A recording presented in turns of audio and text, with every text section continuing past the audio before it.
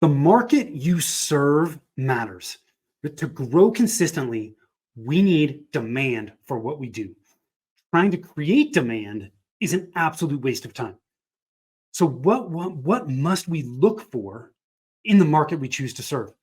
That's what I'm going to dig into today. You don't want to miss this super short, action packed episode.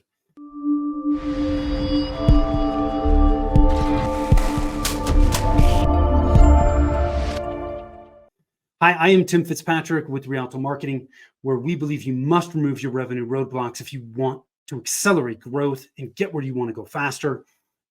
And marketing shouldn't be difficult. So, thank you so much for taking the time to tune in. Let's dig into it. Like I said in the beginning, the market you serve matters. We need demand. Okay, we are not trying to create demand.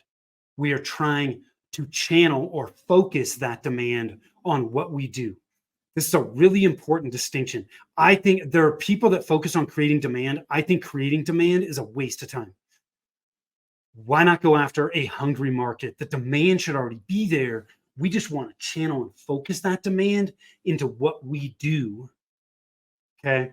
So, again, that's just my opinion. Take it for what it's worth. So, what I want to do to help you today is I want to talk about the 5 indicators of a strong market. Okay, to help you really hone in on, is this target market an actual strong market for me to be working in? Okay, because look, to get where we want to go faster, we've got to focus. Most small businesses do not have unlimited marketing budgets. We've got to focus to get where we want to go. That focus makes marketing so much easier. So when we're looking at a target market that we want to serve, what 5 things do we need to look at? Okay. The first thing is we need to look at quantity. Are there enough people in that market who fit my criteria of the ideal client I'm looking for?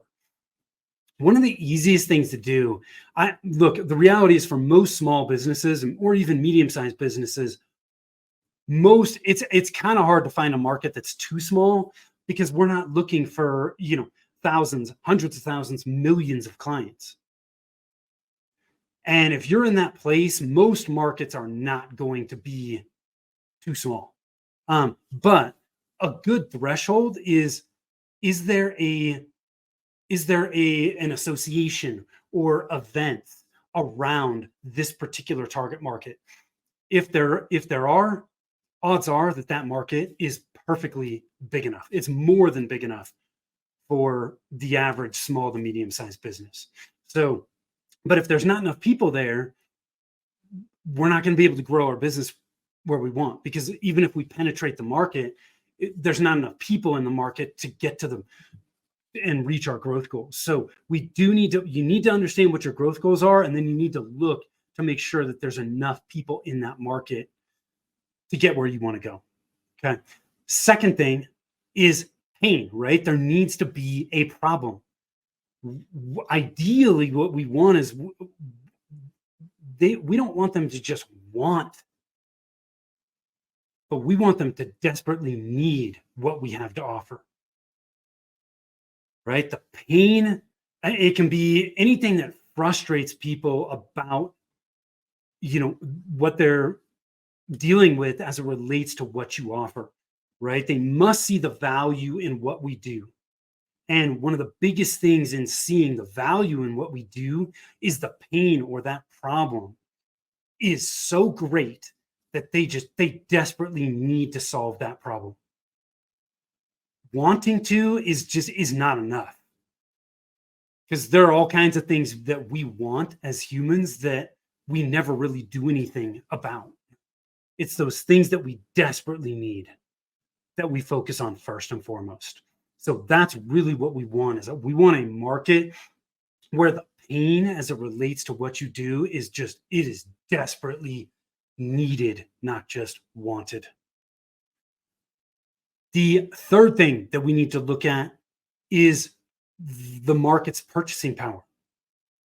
They've got to be able to afford what you do and what you offer. If there's enough people and the pay's great enough, but they don't have the money to actually pay you, well, that's not going to work, right? So they got to have the purchasing power. Next thing, they've got to be easy to target. They've got to be easy to get in front of and reach. Okay, if there's enough of them, the pain's great, they've got the money, but if they are super difficult to get in front of, to get your message in front of, to get your offer in front of, you're going to be banging your head against a wall. So you've got to make sure that the market you want to target is easy enough to get in front of. So I'll give you an example here. When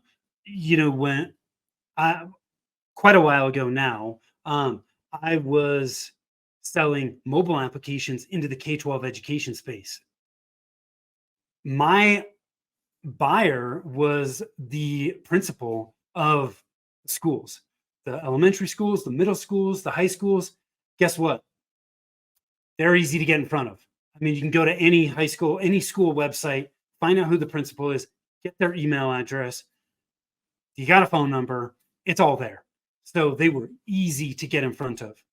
But if they're not easy to get in front of, you can't get your message out there. You can't get in front of them. You can't market to them. And if you can't market to them, they're never going to know who you are and why they should even care. So really, really important. And then the last one is growing, right? Ideally, we want the market to be growing. Growing markets it's like a tailwind for a jet. It helps you get where you want to go that much faster.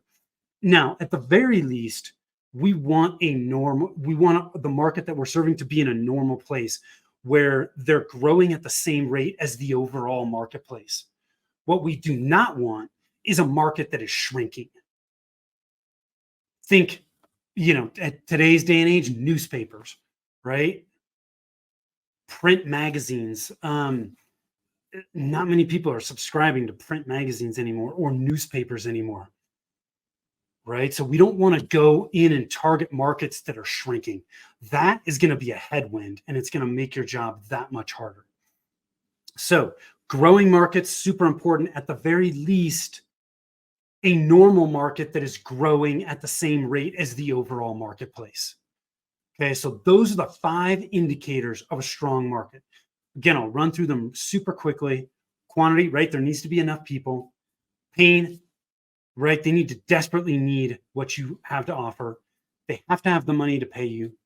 They have to be easy to get in front of or target. And it needs to be a growing market. If the market you're looking at checks all 5 of those boxes, jump in with both feet and give it time.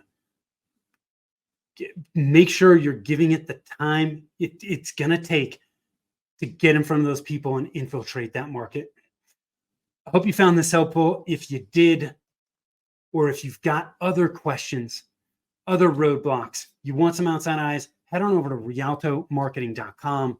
That's RIALTO marketing.com. Book a free discovery call. I'd be happy to jump on a call and chat with you. Help give you some ideas of what you should be focusing on right now to get where you want to go. The other tool I've got for you is at revenueroadblockscorecard.com. If you want to accelerate growth, you got to remove the 9 revenue roadblocks that get in all of our way.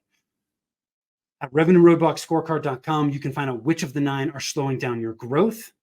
It's a customized report, takes less than 5 minutes. Go check it out. Thank you so much for taking the time to tune in. Until next time, take care.